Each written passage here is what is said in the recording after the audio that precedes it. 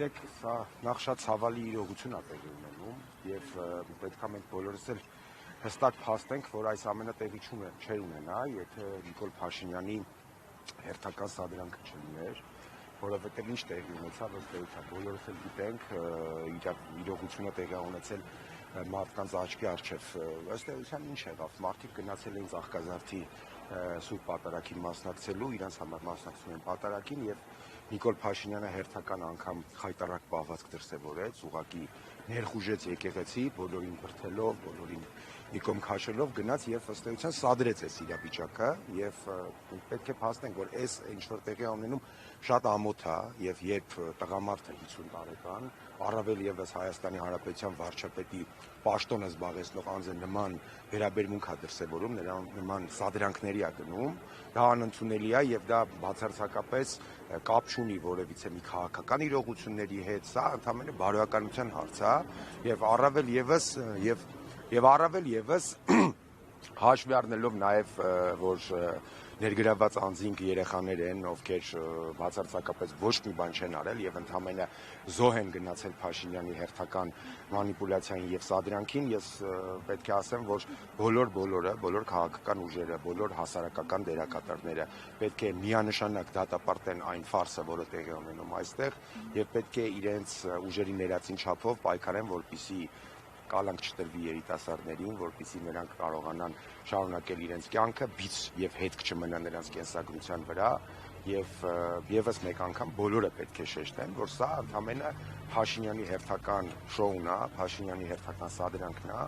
որին մենք ականատես ենք եղել նախկինում եւ ցավոք սրտի, քանի դեռ այս մարդիկ իշխանության են, մենք ականատես ենք լինելու միջև վերջ, միջև այս մարդկանց իշխանության մնալը։ Զորպրությամբ որևէ փաստ հիմք չեն հայտնաբերել, որպեսզի թեկուզ զորով այսպես հնարովի կապեն Գևորգ Գևորգյանի հետ։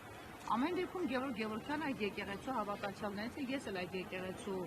հավատացյալներից եմ եւ մշտապես տեսնում այդ մարդկանց այնտեղ։ Հիմա իրար հետ կապ չունեցող մարդկանց միևնույն է նույն մեղադրանքը, որով որ հոդվածը, որով վերման են ենթարկել, դրանով փաստորեն մեղադրանք առաջադրեցին։ Ինչ եք կարծում, կկարողանան ի վերջո սա դատարանում անցկացնել այս մեղադրանքը, չկա որևէ փաստական հանգամանք տվյալ։ Գիտեք, մի կողմից դուք ճիշտ նշեցիք, որևիցե մի փաստ գոյություն չունի եւ ըստ էության համ Գևորգյանը, համ երիտասարդները միասին ուղղակի չէին, եկել էին եկեղեցի բոլորը, ինչպես հարյուրավոր մարդիկ, հիմա կարելի է նույն հաջողությամբ ասել, որ եկեղեցու մնացած հավատացյալներն էին Գևորգյանի հետ, բայց փաստը մնում է փաստ։ Գևորգյանը անձամբ ոչինչ չի արել, տեսախցիկների առջև հստակ էր որ ուղղակի այնտեղ կանգնած է, իսկ ինչ վերաբերում է երիտասարդներին, գիտեք ոնց, ես չեմ ընդունի երբեք ու իմ կարծիքով ոչ մի բանական եւ ողջամիտ մարդ չի ընդունի, որ այս երիտասարդները ինչ որ հատուկ եկել էին եկեղեցի, որպեսզի Փաշինյանի դեմ ինչ-որ բռնություն գործածեին, առավել եւս որ այսպես ասած Փաշինյանի սա հերթական այցը չէր եկեղեցի, նա ուղղակի ընդհանրապես անցնում էր այդտեղով մտավ եւ մտավ բնականա սադրանքի նպատակով, որովհետեւ ամենասկզբում դուք հիշում եք նա մոտիկացավ, տեսավ որ մտնելու տեղ չկա, հավատացյալները շատ են, բոլոր նորմալ մարդիկ ինչ կանեին, կկանգնեին իրենց համար պատարագը կլսեին, կաղոթեին, թողեին կգնային։ Իսկ ինչ արեց Փաշինյանը իր շքախմբով, անվտանգության աշխատակիցներով մարդկանց բրդելով շարժվեց առաջ, բնականաբար տաղաճություն եւ խանգարեց պատարագը, այսպես ասած, դե մարդիկ էլ բնականաբար իրենց կարծիքը արտահայտեցին, նորմալ է որ արտահայտեցին, Փաշինյանի փոխարեն ով էլ լիներ եւ նման պահված ցուցաբերեր եկեղեցում, պարզ է, որ դրանից բխելու էր մարդկանց անհամաձայնությունը, դժգոհությունը։ Հիմա ինչ վերաբերվում է նրան, որ արդյոք նրանք կկարողանան դատարանում այս ամենը հաստատել, ճիշտ է, փաստեր չկան, բայց հաշվի առնելով Նիկոլ Փաշինյանի օրոք դատական համակարգի վիճակը եւ հաշվի առնելով, որ ըստ էության Հայաստանում այսօր չկա արդարադատություն, այլ կա ընդհանրապես մեկ մարդու պահանջ եւ մեկ մարդու որոշումների ընդունում, ես կարծում եմ ինչ ուզենան այնե կանեն, սենց ասեմ, հարգելի լրագրողներ։ Ինչին է պետք Փաշինյանին։ Փաշինյանը նախընտրական շրջանում երկու աշակերտի, այն էլ բախները չբերեց, համ բժշկի ընտանիք էր։ Մյուս կողմից այդքան լուրջ առաջադիմությամբ փայլող երեխաներ երկու դպրոցում եւ երեխաների ընկերներն էին նույնիսկ,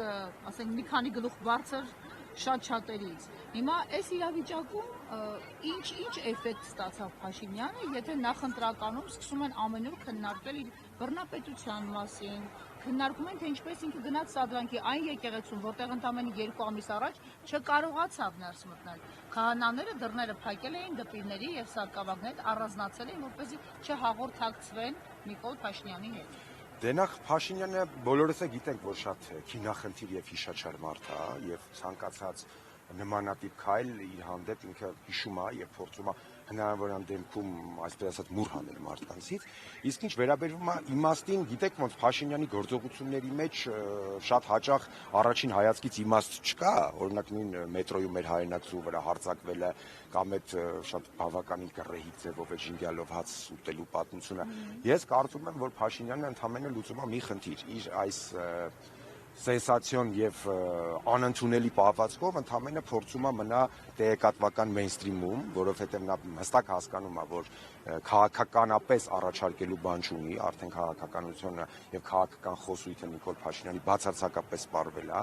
արդեն անցել է բացահայտ սպառնալիքի եւ շանտաժի պատերազմով է նույնիսկ սպառնում հայ ժողովրդին եւ եթե մարդիկ չունեն քաղաքական խոսույթ, եթե մարդիկ չունեն որևիցե մի առաջարկ հանրությանը, նրանք պետք է գնան էժանագին մանիպուլյացիաների, էժանագին ինչ-որ շոուների, գիտեք ոնց հնարավոր է եւ Նիկոլ Փաշինյանը հույսը դրել է նմանատիպ բաների վրա։ 18 տարեկան կամ քանի աշակերտ հիասթափվեց կամ քանի պոտենցիալ զավակի մայր, որը հասկանում է, թե ինչ է լինելու այն ապագան, որը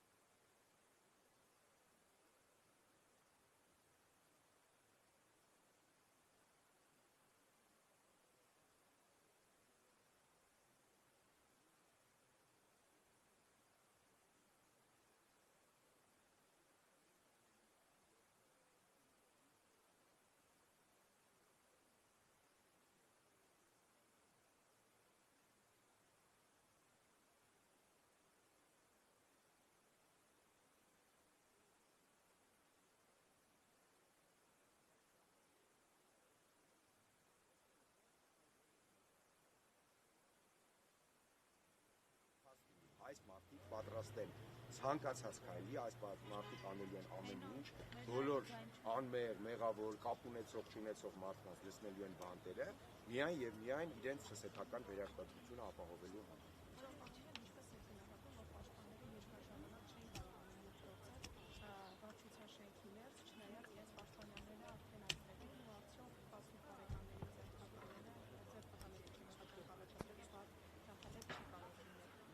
Հայաստանում վատ նախադեպերի մասին այլևս խոսալու այսպես ասած իմաստ չկա, որովհետև ամեն ինչն է դատական համակարգում արդեն վատ նախադեպ։ Մենք առաջին անգամը չի, որ առերեսվում ենք նման սանձերցակության եւ կոպիտ բառ ասեմ բեսպրեդելի հետ դատական համակարգի։ Հիմա գիտեք ոնց պաշտպաններին ներս չթողելը դա եւս մեկ անգամ այդ անհարգանքի ժողովրդի վրա թքած ունենալու եւ բռնապետական կարգեր հաստատելու փորձ է Փաշինյանի կողմից։ Ընդհանրապես ուզում եմ մարդկանց ահաբեկի եւ կարծում եմ, որ նա արդեն իսկ հասկացել է, որ չի ստացվում, ձեռները գցում է փրփուրներից, փորձում է ամեն կերպ մարդկանց ահաբեկի, վիրավորի, նեղացնի, որպեսզի մարդիկ ուղղակի չգնան ընտրությունների, թքած ունենան ընտրությունների գործընթացի վրա եւ նա իր փոքր, բայց շատ կուռ էլեկտորատով կարողանա վերարտադրվել։ Հիմա օգտվելով առիթից ես կուզենայի մեր ժողովրդին, մեր հայրենակիցներին հստակ ասել, որ ծիրելի հայրենակիցներ, Նիկոլ Փաշինյանի եւ քաղաքացիական պայմանագիր կուսակցության ամենաթողությունը եւ լկտիությունը շարունակելու է այնքան ժամանակ, մինչեւ այս մարդիկ իշխանության են, մինչդեռ այս մարդիկ իշխանության են եւ միակ տարբերակը այս պահին միակ տարբերակը կանգնեցնել Նիկոլ Փաշինյանին, դա մասնակցել ընտրություններին, բոլորս անխտիր պետք է մասնակցենք ընտրություններին, մեր վճռական ոչը ասենք այս խմբակին եւ փորձենք մեր հայրենիքի ապագան փրկել եւ մեր հայրենիքի գահավիժումը դադարեցնել։ Սա է մեր հասարակությունից պահանջվող ամենաառաջին քայլը։ ամեն պարագայում, ցանկացած պարագայում գնալ եւ մասնակցել ընտրությունների։ Սա առաջին քայլն է Նիկոլին կանգնեցնելու համար։ Եթե այդ ոչը չասեն, ապա ինչ կլինի, ինչպես եք պատկերացնում հետագա պայքարը։ Դե գիտեք, ինչպես ենք պատկերացնում հետագա պայքարը, մենք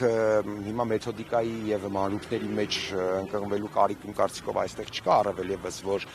պատճառը այլ է մեր այսօր այստեղ գտնվելու, բայց պայքարը շարունակելու ենք միանշանակ, մենք ամեն ինչ անելու ենք, որպեսզի կարողանանք հեռացնել այս մարդկանց, այս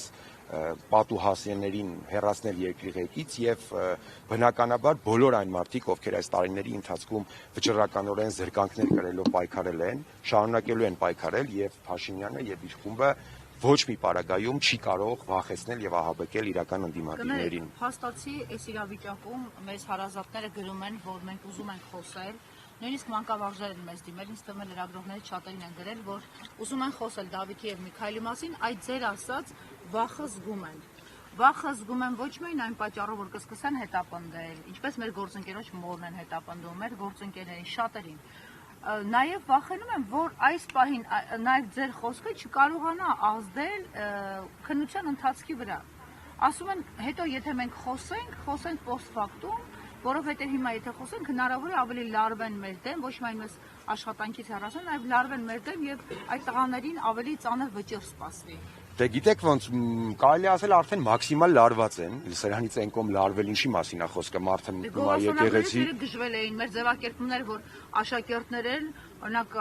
չթաքցրեցին քպական պատգամավորները, որ ինչ է նշանակում աշակերտ, նրանք 18 լրացած, բայց մենք մեղավոր չենք, որ ձեր համակարգով դպրոց են գնում 18 տարեկաններ, նրանք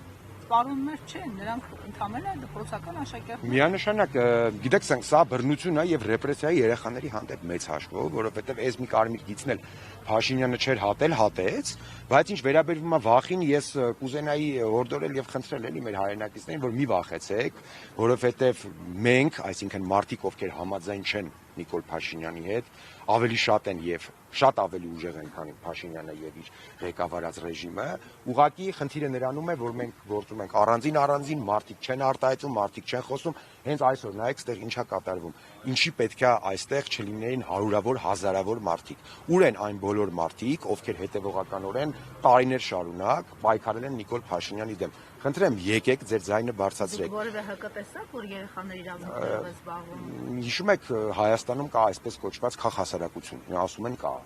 եւ ուր են այդ քաղաքասարակության ներկայացուցիչները։ Քաղաքասարակության ներկայացուցիչները առավոտից երեկո թութակի նման կրկնում են Փաշինյանի պրոադրբեջանական թեզերը, ինչ որ գնում են Ադրբեջանի քաղաքասարակության հետ են հանդիպում, փորձում են մեծ հաշվով արևմտյան Ադրբեջան պրոյեկտը իրականացնել, բայց երբ գալիս է իրավիճակ, երբ երկրի ղեկավարը շատ բռի վերաբերմունք է ցուցաբերում կնոջ հանդեպ մետրոյում մանկահասակ երեխայի ներկայությամբ չեն արձագանքում, երբ դպրոցական երեխաներին նմանատիպ վերաբերմունք են արժանացնում չեն արձագանքում, հիմա սա որ դպրոցական երեխաներն էլ փորձեն ինչ-որ ֆլեշմոբերով կամ ինչ-որ բաներով։ Գիտեք, դա ես չեմ ուզում հաշվի առնելով մեր քաղաքականությամբ զբաղվելու հանգամանքը, չեմ ուզում ուղղորդեմ ոչ մեկին եւ չեմ ուզում հավելյալ մանիպուլյացիաների առիթ տամ քաղաքացիական պայմանագրին, ես ուղղակի կարծում եմ, որ բոլոր մարդիկ, ովքեր հաշտ չեն այս իրավիճակի հետ, պետք է իրենց ձայնը բարձրացնեն, բնականաբար պետք է խոսեն, պետք է դատապարտեն, պետք է իր աջակցությունը հայտնեն տղաների եւ տղաների ընտանիքի, տղաներին եւ տղաների ընտանիքի։